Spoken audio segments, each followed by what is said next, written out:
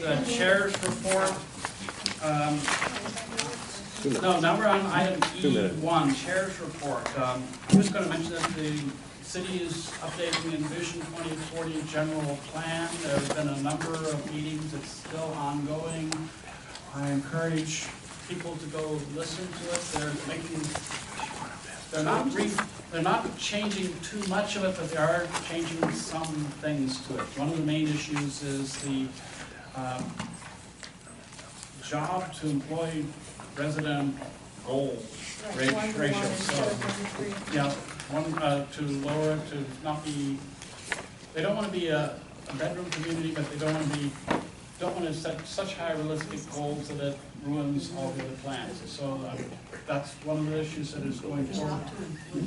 Job J/ER, job per employee residence. If it's less than 1-to-1, then you're a bedroom community. If it's more than 1-to-1, it has beneficial tax benefits for the city, but you can't, not everybody can have more people than there are, more jobs than there are people. There's a State of the City address on March 5th. The mayor's having that. They just announced if you want to sign up to get tickets for it. A couple of months ago, we were considering the crime-free multi-unit housing initiative, and there is a meeting tomorrow at 7 o'clock at the church on Lee and Moore Park. Yes, so I want to make sure that everybody knows about that. And that's all that I have here. Staff report. I'll be as quick as possible. A couple updates on the outdoor vending. I'm not sure if everyone watched the city council meeting yesterday, but there are some changes going into effect with regard to vendors that sell fresh fruit and vegetables, allowing them to actually do so on private property without needing to get a permit, which is a big change. It opens up more spaces for them to operate from and brings more healthy foods into the neighborhoods, which is a good thing. And the staff was asked to go back and study the requirements for food trucks and whether any of those regulations should be relaxed to allow them to operate longer without permits. But as it stands today, food trucks can only operate up to 2 hours before needing a permit from the planning department if they're on private property.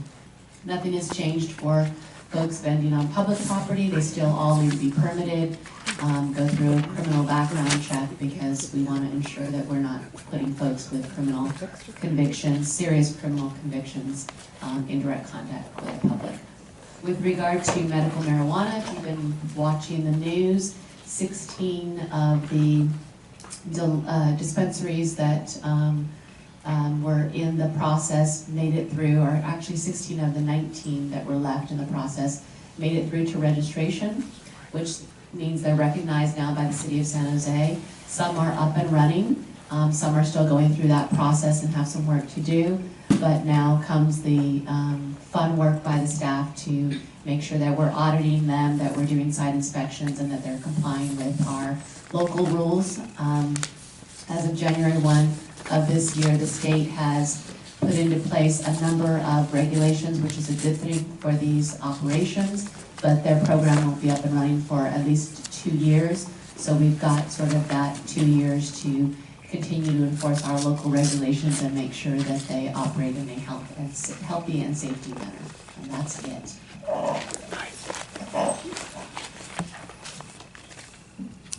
Okay.